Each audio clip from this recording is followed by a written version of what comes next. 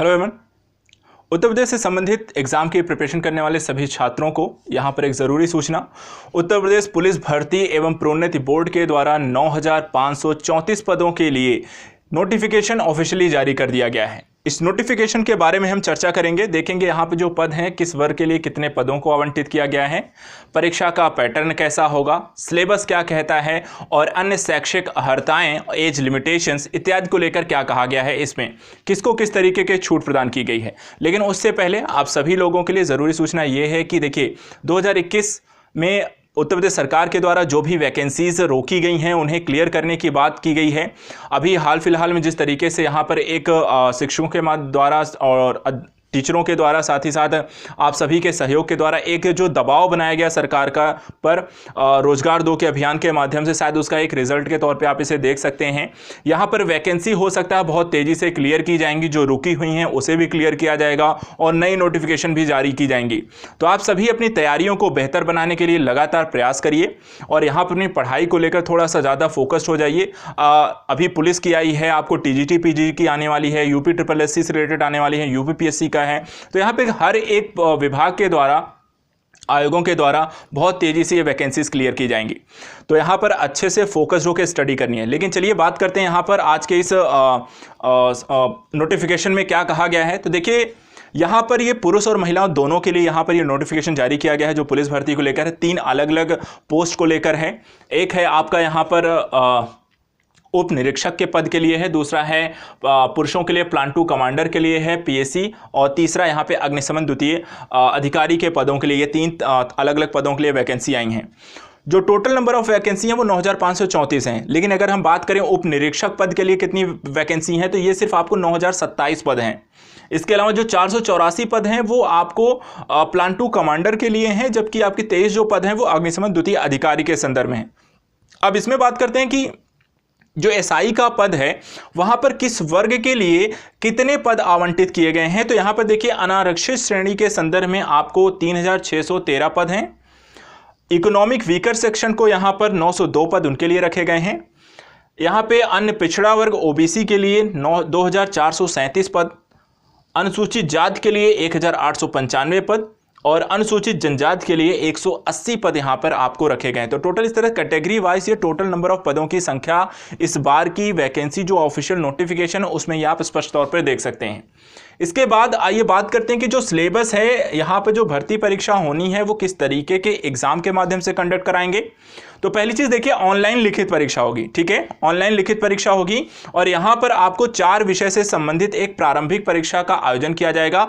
बहुविकल्पी प्रकार का यह प्रश्न होगा, पेपर होगा, और इसमें आपको सामान्य हिंदी के 100 अंकों का, मूल विधि, संविधान, सामान्य ज्ञान से 100 अंकों का, संख्यात्मक एवं मानसिक योग्यता परीक्षा से 100 अंकों का, और और मानसिक अभिरुचि परीक्षा, बुद्धिलब्धि परीक्षा, तार्किक परीक्षा से 100 अंकों का यहाँ पर क्वेश्चन आपसे पूछे जाएंगे। तो 400 अंकों का ये पेपर होगा और यहाँ पे 4 विषय से रिलेटेड आपको क्वेश्चन पूछे जाएंगे।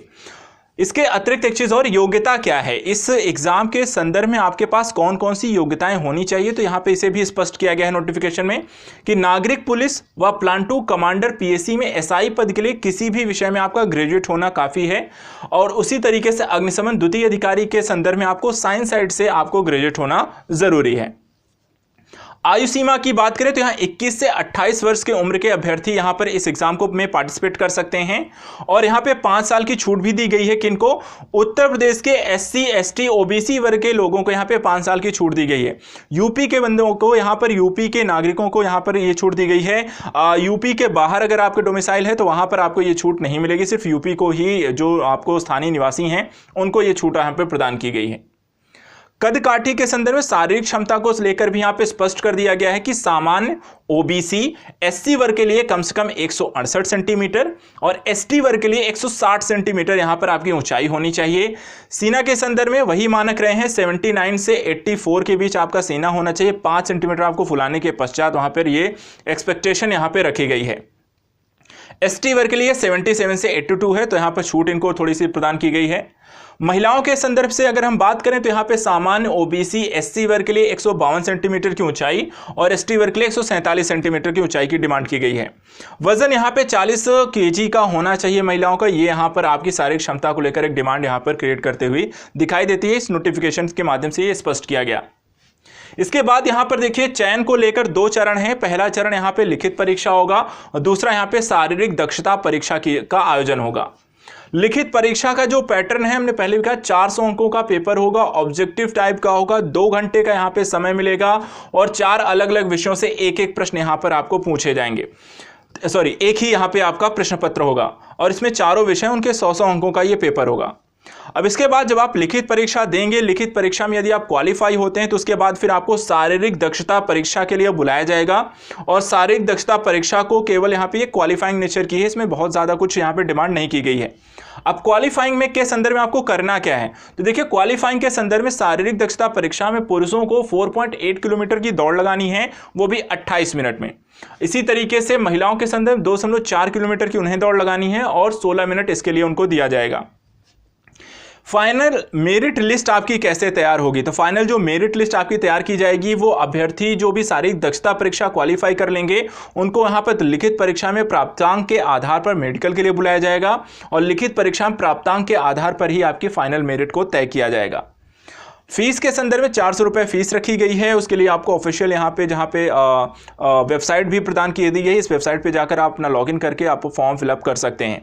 एक चीज़ और यहाँ पे ध्यान रखने वाली बात यह है कि जो पेपर का जो सिलेबस है एट द लास्ट हम उसको भी बता देते हैं, क्योंकि पूरी जानकारी होने के साथ पेपर का सिलेबस कैसा है। सिलेबस देखिए यहाँ पर अलग अलग चीज़ों को लेकर, सामान्य हिंदी को लेकर वही सारी चीज़ें पूछी जाएंगी, जैसे कि आपका कुछ चीज़ें देख लेते हैं। हिंदी वर्णमाला है, तद्भव तत्सम है, लिंग वचन कारक सर्वनाम संज्ञा विशेषण, रस छंद अलंकार क्रिया विशेषण, ये सारी चीज़ें लेकर आपको हिंदी में यहाँ पे पूछा जाएगा। इसके अतिरिक्त अगर मूल विधि, संविधान और सामान्य ज्ञान की बात करें तो यहाँ पर आईपीसी से रिलेटेड आपको काफ़ी सारी चीज़ें क्वेश्चन पूछी जाएंगी। भारतीय दंड संहिता, दंड प्रक्रिया संहिता से, जिसमें जैसे कि आपको महिलाओं के संदर्भ में, बच्चों के संदर्भ में, एसटी वर्ग के संदर्भ में यहाँ पर लेकर जो कानून प्रावधान है उससे रिलेटेड आपको क्वेश्चन पूछे जाएंगे। साथ ही भ्रष्टाचार निवारण अधिनियम है, सूचना का अधिकार अधिनियम है, IT अधिनियम है, साइबर अपराध को लेकर क्वेश्चन है। तो यहाँ पर मूल विधि से रिलेटेड इस तरीके के क्वेश्चन आपको पूछे जाएंगे। संविधान की बात करें तो पॉलिटी से रिलेटेड क्वेश्चन होंगे, जैसे कि आपका उद्देश्य, प्रस्तावना, मौलिक अधिकार, निषेध तत्व, आपका संसद है उससे संबंधित प्रक्रियाएं हैं, राज्य विशेष को लेकर जानकारी पूछी जाएंगी, प्रशासनिक व्यवस्था हो सकती है। ये सारी चीज़ें आपको संविधान से रिलेटेड टॉपिक भी आपको पूछा जाएगा। सामान्य ज्ञान की बात करें तो इसमें सामान्य विज्ञान होगा, पर्यावरण है, कला संस्कृति है, इतिहास है, भूगोल है, अर्थव्यवस्था है और उत्तर प्रदेश से विशेष संबंधी जानकारियां हैं और करंट अफेयर्स है। इससे रिलेटेड आपको सामान्य ज्ञान जीके पूछा जाएगा। यहाँ पर ये सारी चीज़ें आपको पढ़ के जानी है। इसके बाद मैथ और रीजनिंग से रिलेटेड भी क्वेश्चन आपको इसमें पूछी जाएंगी, जैसे कि संख्यात्मक मानसिक योग्यता परीक्षा किससे रिलेटेड क्वेश्चन होंगे, जिसमें संख्या पद्धति होगा, अनुपात समानुपात है, सरलीकरण है, लघुत्तम महत्तम समापवर्तक है, औसत है, दूरी है, समय और दूरी है, भागीदारी है, इससे रिलेटेड क्वेश्चन होंगे। इसी तरीके से मानसिक योग्यता परीक्षा को लेकर जो टॉपिक है, तार्किक आरेख, प्रत्यक्ष ज्ञान बोध, अक्षर और संख्या श्रृंखला है, व्यवहारिक ज्ञान प्रशिक्षण है, आंकड़ों का तार्किक विश्लेषण है, अंतर्निहित भावों का विनिश्चय करना, तो ये सारे टॉपिक होंगे। इसी तरीके से तार्किक परीक्षा के संदर्भ में अगर बात करें तो मानसिक अभिरुचि परीक्षा होगी। इसमें जैसे कि कानून एवं शांति व्यवस्था, विधि का शासन, व्यवसायिक सूचना, व्यवसाय के प्रति रुचि, अल्पसंख्यकों एवं अल्प अधिकार वालों के प्रति संवेदनशीलता, लैंगिक संवेदनशीलता, इससे रिलेटेड क्वेश्चन होंगे।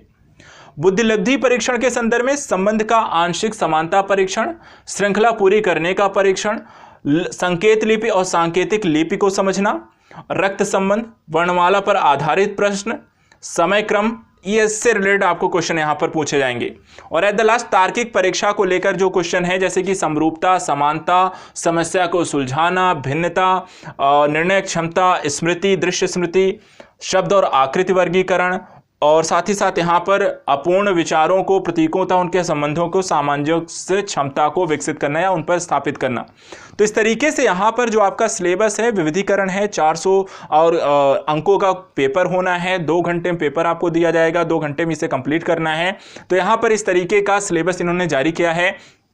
तो आपने यहाँ पर ऑफिशियल जो नोटिफिकेशन आई है उसके अनुरूप तैयारी करना शुरू कर दीजिए। परीक्षा के लिए ज़्यादा बहुत समय नहीं है अभी, जो भी यहाँ पर बहुत ज़्यादा समय को लेकर अब मतलब कि समय ख़राब नहीं करना है, तुरंत तैयारी में अभी से लग जाइए। जो वहाँ पर सिलेबस है उसके अकॉर्डिंग कंटेंट पर काम करना शुरू कर दीजिए और जल्दी से जल्दी यहाँ पर चीज़ों को एक प्रोसेस के थ्रू एक गाइडलाइन बनाइए, एक टाइम टेबल सेट करिए और इस साल क्लियर करिए कि लक्ष्य 2021 में आपको अपनी एक सरकारी जो गवर्नमेंट जॉब को लेकर लगातार आप प्रयासरत हैं वो इस साल सुनिश्चित होना चाहिए। इसके अतिरिक्त यदि कोई समस्या हो, कोई प्रॉब्लम है, कोई गाइडेंस चाहिए होगा तो हम यहाँ पर अपने स्तर पर ज़रूर करने की कोशिश करेंगे। ऑल द बेस्ट और गुड लक आपके फ्यूचर के लिए। आई होप सो आप यहाँ पर इस साल अपने लक्ष्य को प्राप्त करने में सफल रहेंगे। Good luck.